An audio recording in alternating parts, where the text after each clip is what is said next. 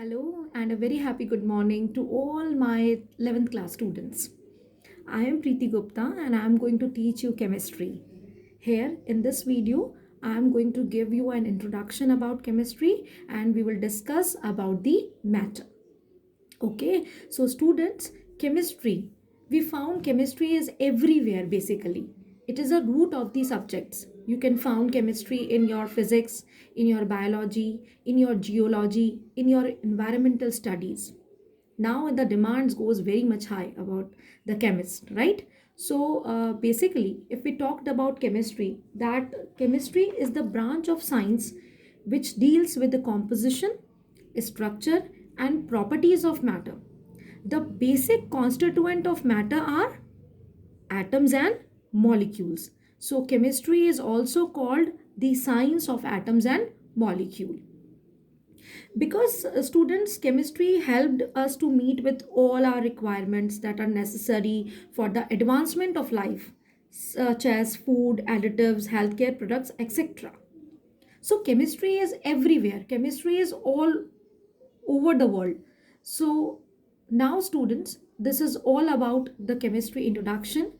Okay, now I am going to discuss what is matter.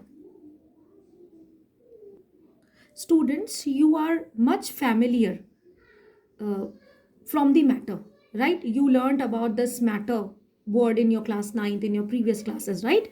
So what is matter basically? Students, matter is anything that has mass and occupies space, just like book, pen, pencil, table, chair, etc.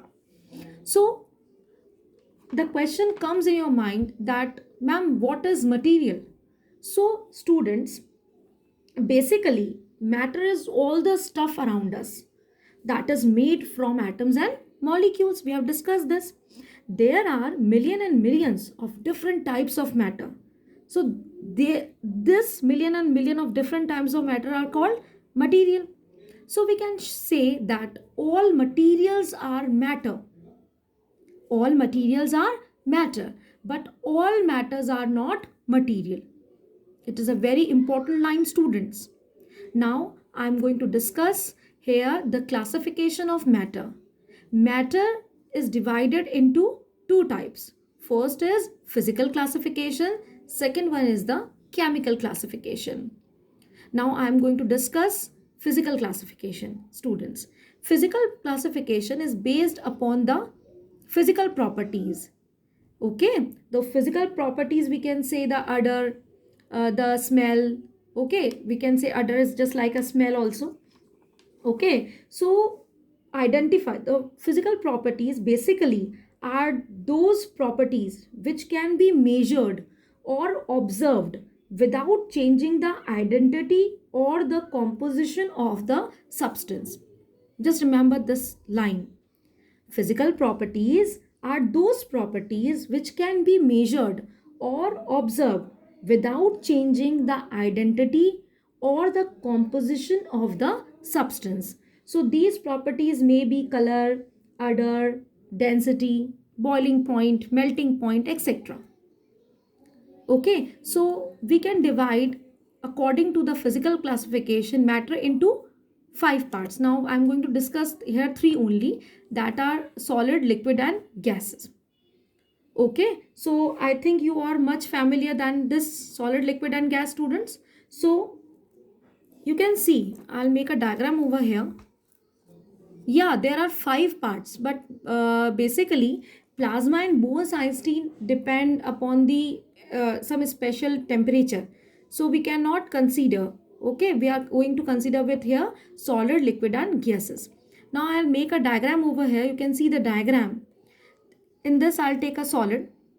Okay, this is for the liquid and this is for the gas. Okay, now you can first I'm going to take here the solids. Students, you can see here the arrangement of particles.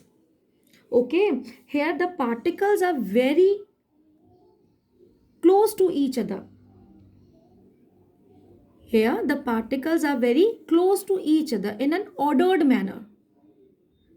Okay, now in the liquids, particles are close to each other but not so ordered as solid. Now, in the gases, particles are far apart. They are far apart as compared to solids and liquids. Okay. Now, the second difference is about the movement of particles. Okay. In solid, particles are not free to move. They vibrate on their position only. Student, this is very much important. In the solids, particles do not move from here and there. They vibrate on their position only. Okay. But in liquid, particles can move around. You can see. And the gases, because the distance is more, the particles, movement of particles is very much easy and fast. You can see solids are, when we differentiate these three types of matter, now we can differentiate according to the compressibility and hardness. Solids are hard and non-compressible. Okay, but liquids are more compressible than solids. Why is it so? Due to more empty space in structure. There are more empty space than that. Okay, and gases are easily compressible due to large interparticle empty space. Okay, students, you see here, next the differentiator term is volume. The volume is definite. Here the volume is also definite, but in gases the volume is not definite. Now I am going to differentiate according to the shape. Solids have definite shape, liquids not definite shape, but when we kept in any container, they take a shape of that container. And gases not definite, can completely occupy in the container in which they are placed. Okay, students, now these are the basic difference. Okay, now these states of matter are interconvertible into each other. These three states of matter are interconvertible into each other. Here you can see, when I made a diagram, I'll make an interconversion over there. Simple सी बात है students, एक दूसरे में inter conversion easily हो जाता है अगर हम solids, if I take a solid in a container and I use to melt it, okay, then what it becomes a liquid, and when I freeze this liquid it becomes solid. Okay, so here I write it down: melting or liquefaction, okay, freezing, or we can say solidifying. Okay, if we turn this liquid into gas, what we have to do? We have to increase the temperature, we have to do the boiling. Okay, we have to do the evaporation, or we have to do the vaporization. So when liquid changes into the gas phase, that is known as boiling, vaporizing, or evaporating. Okay, now if we change the gas particles into liquid, yes, that is known as condensation. Okay, students, so basically, and now we have to change from solids to directly into the gases. What we have to do?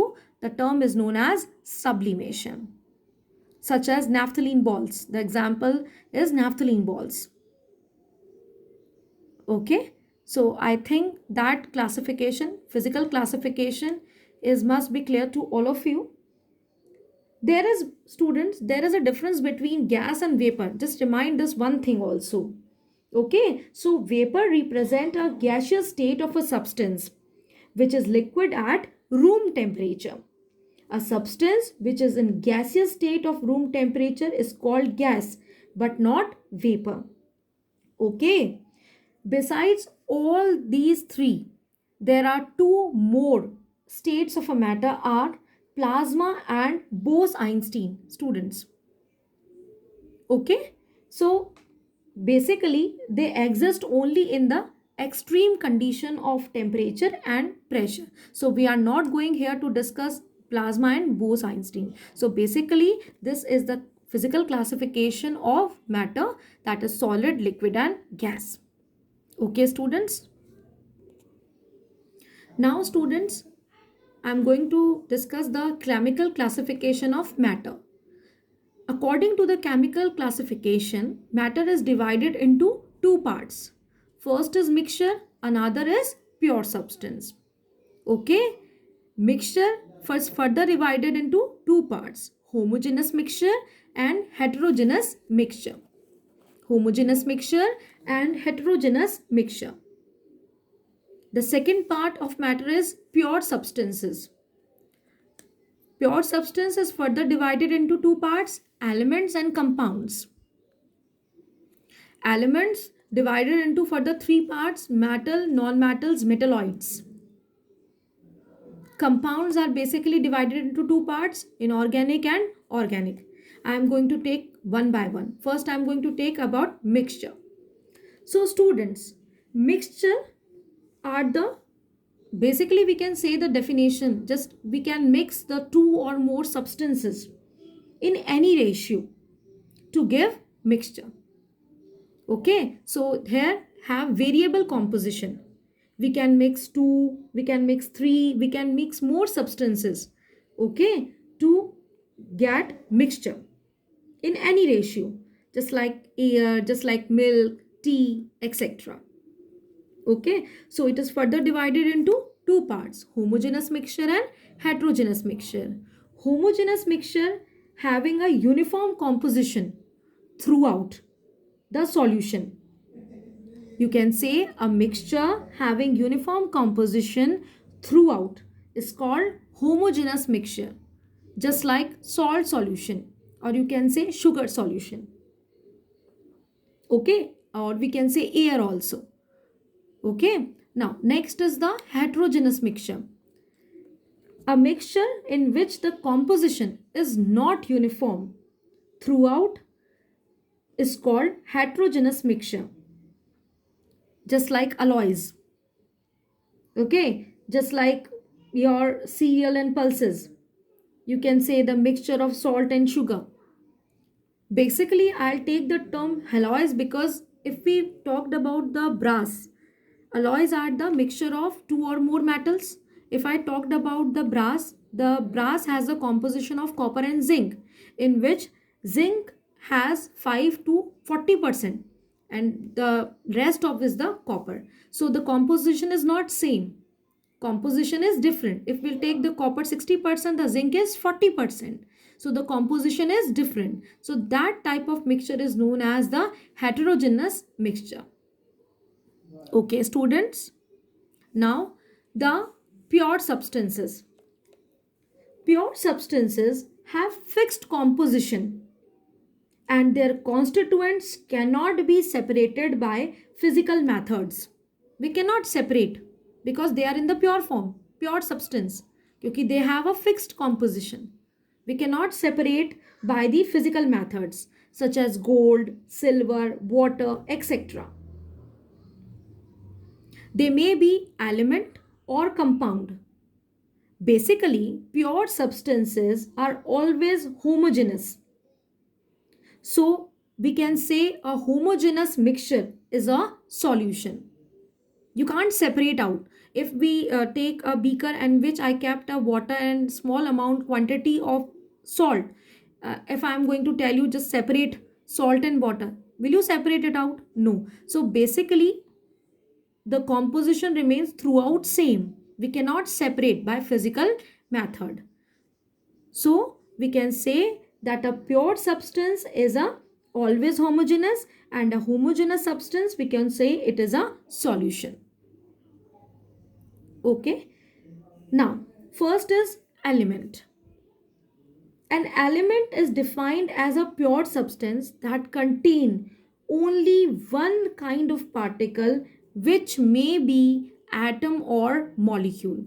Element contain only one kind of particle that can be atoms or molecules.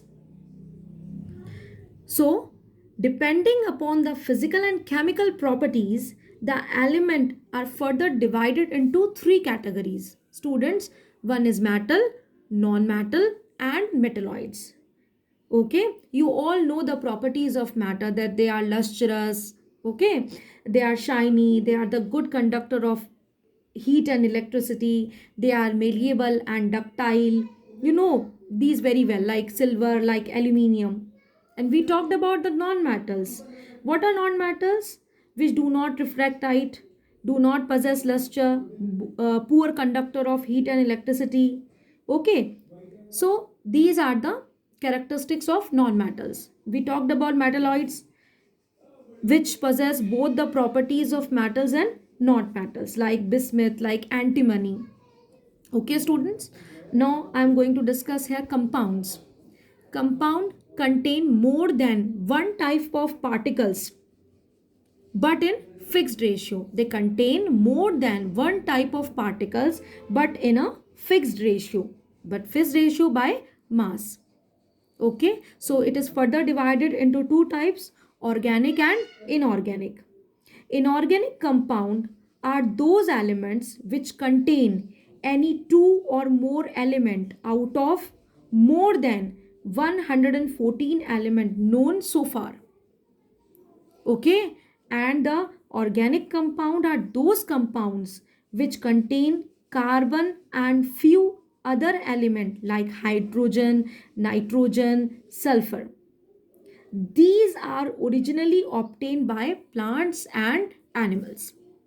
So I think students, this must be very much clear to all of you. In the next video, we are going to discuss the units and measurement. Okay, thank you.